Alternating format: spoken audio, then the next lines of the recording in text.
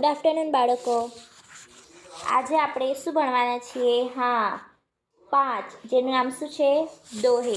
और दोहे का प्रकार भी क्या है? दोहे ही है. तो देखिए, दोहे कबीर, रहीम, तुलसीदास. तो दोहो बच्चों, दोहे है ना एक अलग ही भाषा में लिखे जाते हैं. जैसे कि बिहारी टाइप भाषा आती है ना, उसमें लिखे जाते हैं. और वो लिखने वाले इंसान कौन है? कबीर, रहीम और तुलसीदास है. उसे दोहे कहा जाता है. जैसे कि हमारी कविता आती है, बराबर ना, तो कविता किस में लिखी जाती है? काव्य जिसको बोला जाता है. पर दोहे की भाषा किसी रीति अलग ही रहती है. तो देखिए, प्रस्तुत दोहों में कबीर, रहीम, तुलसीदास ने बहुत सारी जीवन उपयोगी बातें बताई. जीवन उपयोगी मतलब हमारे जीवन में उपयोगी होने वाली बातें बताइए. प्रस्तुत दोहों में दान, प्रियता, संतोष, समानता, अच्छी संगति की महत्ता, विनम्रता, परिश्रम, प्रेम आदि जीवन मूल्यों को निर्देशित किया गया, मतलब बताया गया. एक इसको दान, प्रियता मतलब दान करो. जैसे कि हम कोई भी फ़कीर आता है तो उसको देते ना, तो हम क्या करते? दान करते. दान प्रियता रहो, हमेशा दान किया करो. क्योंकि लोगों के पास इतना सब होते साते हुए लोग क्या करते? दान करते नहीं, अपने पास ही रखते हैं. संतोष कि तुमको जो भी मिला, जितना भी मिला, उसमें तुम क्या करो? शुक्र करो, संतोष सिद्ध रहो. समानता, सबके साथ समानता से व्यवहार करो. अच्छी संगति की महत्ता, अच्छी संगति मतलब अच्छा साथ की जो महत्ता है, जो इम्पोर्टेंस है, वो बताई गई.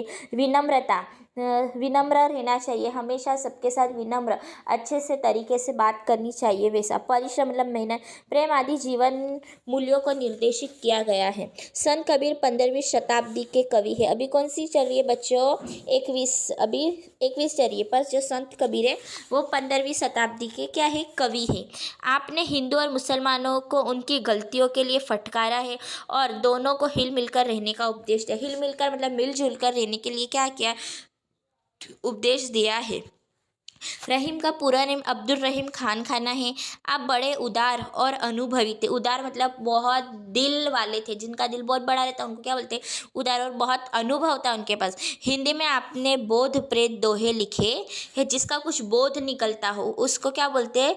वैसे दोहे लिखे हैं. संत तुलसीदास 16वीं शताब्दी के राम भक्त कवि है. जो तुलसीदास है ना, वो किसके भक्त है? राम, जो भगवान राम है ना, उनके कवि, उनके भक्त हैं. आपने रामचरितमानस नाम का प्रसिद्ध ग्रंथ लिखा है. तो देखिए बच्चों, सबसे पहले साईं इतना दीजिए जामे कुटुंब समाए, मैं भी भूखा ना रहूं साधु ना भूखा जाए. क्या बोला गया है बच्चों? साईं. साईं यहाँ किसको बुलाया गया? ईश्वर को.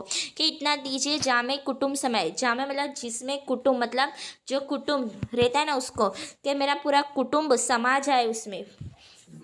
मैं भी भूखा ना रहूँ साधु ना भूखा जाए. इतना मुझे दीजिए मतलब क्या मांग रहे? वो धन दौलत मांग रहे. इतनी मुझे धन दौलत दीजिए जिससे मैं भी भूखा ना रहूँ, साधु ना भूखा जाए. साधु मतलब मेरे घर पे जो भी फकीर आ रहा है वो भी क्या ना जाए? भूखा ना जाए.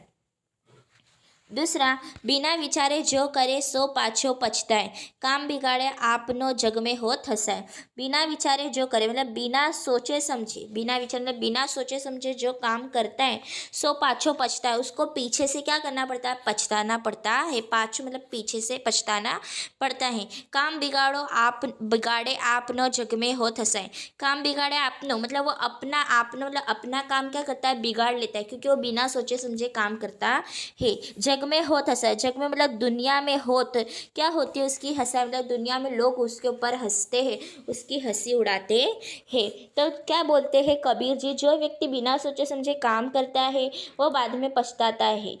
वो अपना काम जो बिगाड़ता ही है, दुनिया में उसकी क्या उड़ाई जाती? हंसी उड़ाई जाती है. अब बच्चों देखिए तीसरा, कबीरा खड़ा बाजार में मांगे सबकी खैर, ना काहू से दोस्ती ना काहू से दूर. कबीरा मतलब कबीर जी कहाँ खड़े? बाजार में खड़े, मांगे सबकी खैर. क्या मांग रहे वो? कि खड़े होकर भगवान से क्या करे? सबकी कुशलता मांगते हैं. खैर मतलब सब कैसे रहे? अच्छे से रहे, खैर से रहे. बोलते ना कैसे हो? खैर से हो, खैरियत से हो, सकुशल हो. अलग अलग भाषा में अलग अलग वर्ड बोले जाते हैं. तो कबीर जी बाजार में खड़े सबकी खैर, सबके सकुशल होने की क्या करते हैं, भगवान से प्रार्थना करते हैं। ना काहू से दोस्ती, काहू मतलब किसी से, ना उनकी किसी से दोस्ती है, ना काहू से बैर, बैर मतलब दुश्मनी, ना किसी से उनकी दुश्मनी है, सबकी भलाई की प्रार्थना करता है वो। और क्या बोलते हैं, मेरी किसी से ना दोस्ती है, ना मेरी किसी से दुश्मनी है, बस मैं तो सबकी खैर मांग रहा हूँ। अब बच्चों देखिए दूसरा दोहा, रहीम, किसने लिखा है, रहीम ने लिखे हैं। 3 दोहे। रहीमन वे नर मर चुके जे कहूँ मांगन जाही, उनते पहले वे मुए जिन मुख निकसत नाही। क्या बोल दिया जाए बच्चों कि रहीमन, रहीम जी वे नर, नर मतलब इंसान, वे आदमी, वो आदमी मर चुके हैं, जे कहूँ मांगन जाही, कहूँ मतलब कहीं, मांगन मतलब मांगने, जाही मतलब जाते हैं, जो कहीं मांगने जाते हैं, दूसरों के सामने हाथ फैलाते हैं, तो रहीम वो नर मर चुके हैं।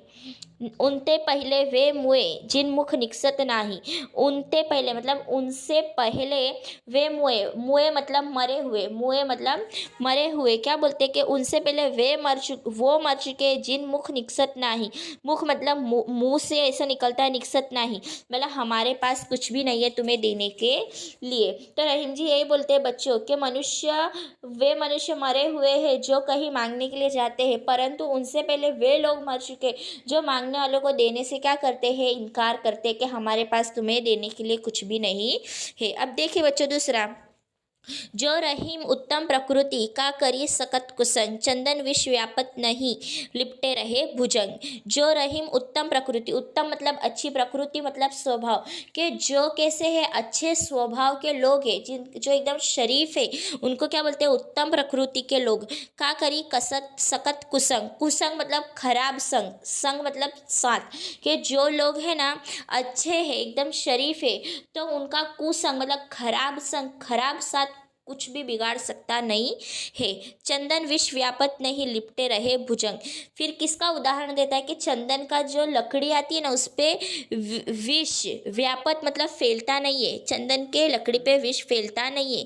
लिपटे रहे भुजंग, क्या लिपटे रहते हैं उन पे, भुजंग मतलब सांप, बच्चों जहरीले सांप लिपटे रहते हैं, लेकिन कभी भी वो सांप का जहर किस पे नहीं चढ़ता है, चंदन की लकड़ी पे चढ़ता नहीं। इसका मतलब हमें यही समझाया गया है कि हम एकदम अच्छे रहे ना, हमारी प्रकृति हमारा स्वभाव एकदम हम अच्छे रहेंगे ना, तो कोई भी खराब संग वाला हमारे साथ रहेगा ना, तो वो हमारे साथ आके सुधर जाएगा, बल्कि हम उसके साथ बिगड़ सकते नहीं है।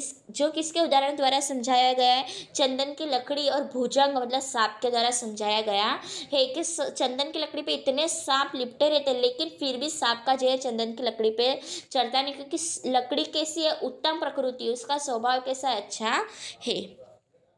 तीसरा, बड़े बड़ाई ना करे बड़े न बोले बोल, रहीमन हीरा कब कहे लाख टका मेरो मोल। क्या बोला गया बच्चों कि बड़े बड़ाई ना करे बड़े न बोले बोल, मतलब रहीम जी कहते हैं कि बड़े लोग कभी अपने मुख से अपनी प्रशंसा नहीं करते, न बोले बोल, ऐसा बोला है ना कि ना बोले बोल मतलब वो बड़ी बड़ी बातें करते नहीं, अपने मुँह से अपनी बड़ी बड़ी बातें नहीं करते और अपनी बड़ाई भी करते नहीं है। कौन, बड़े लोग। रहीमन हीरा कब कहे लाख टका मेरो मोल, कि हीरा कब ऐसा बोलता है कि मेरा मोल मतलब मेरी कीमत कितनी है, लाखों रुपए की है। कभी हीरा को बोलते देखा है कि हीरा इतना अच्छा रहता है कि उसको देख के लोग आकर्षित और उसके पास जाते, तो वही बोलते कि वह कभी बड़े बोल नहीं बोलते, बड़े लोग वो बड़ी बड़ी बातें भी नहीं करते, हीरा कभी कहता ही नहीं है कि उसका मूल्य कितना है, लाखों रुपए है। अब देखिए बच्चों आगे, अब किसने लिखे, तुलसीदास जी ने दोहे लिखे हैं।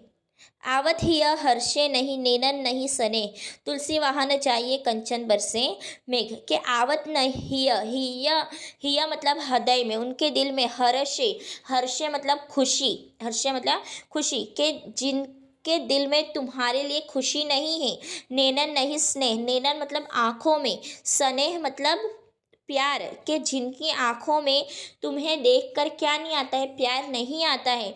तुलसी वहाँ न जाइए कंचन बरसे में, कि तुलसी जी वहाँ मत जाओ, भले हुआ क्या बरसता हो, कंचन मतलब सोना, बरसे मतलब मेघ मतलब भले वहाँ क्या हो, सोने की बारिश होती हो, लेकिन वहाँ मत जाओ। कहाँ जाने के लिए मना किया गया है बच्चों, कि जो तुम्हें आया देखकर उनकी आंखों में, उनके दिलों में तुम्हारे लिए प्रेम और स्नेह नहीं होगा, बराबर ना, खुशी और स्नेह नहीं होगा, तो उनके जिसके घर पे तुम लोग जाओ मत, भले वहाँ सोने की बारिश होती हो, सोना ही बरसता क्यों ना हो, कंचन मतलब सोना ही बरसता हो, लेकिन आपको वहाँ जाना चाहिए नहीं। अब देखिए, विद्या धन उधम बिना कहो जो पावे कौन, बिना डुलाए न मिले ज्या पंखा को पोन। क्या बोला बच्चों, विद्या मतलब हाँ, आप जो विद्या लेते हो उसको, धन मतलब पैसे, उधम उधम मतलब मेहनत, कि विद्या का जो धन रहता है ना वो मेहनत के बिना मिलता नहीं है। कहूँ जो पावे कौन, तो वही बोला कि बच्चों कहूँ जो पावे कौन मतलब बिना मेहनत करे, कहूँ कौन मतलब कौन, कहो मतलब बताइए, पावे मतलब पाता है, कि कौन बिना मेहनत करे विद्या धन पाता है। मेहनत मतलब उधम, उधम को क्या बोलता है, मेहनत किए बिना कौन विद्या धन पाता है। बिना डुलाए न मिले जो पंखा को पोन, क्या बिना डुलाए मतलब बिना हलाए तो पंखे को पोन मतलब पंखे को हवा भी, पंखे से हवा भी मिलती नहीं। अगर हमको हवा चाहिए तो हमें क्या करना पड़ेगा, पंखा डुलाना मतलब हिलाना पड़ेगा। हम थोड़ी सी मेहनत करेंगे, उद्यम करेंगे तो ही पंखा हलेगा और हमें उसके पास उसकी हवा आएगी। इसलिए बोला गया है कि हाथ से हिलाए बिना तो पंखे की हवा भी नहीं मिलती है। तो बच्चों, ये हमारा दोहा था जो कंप्लीट हो चुका।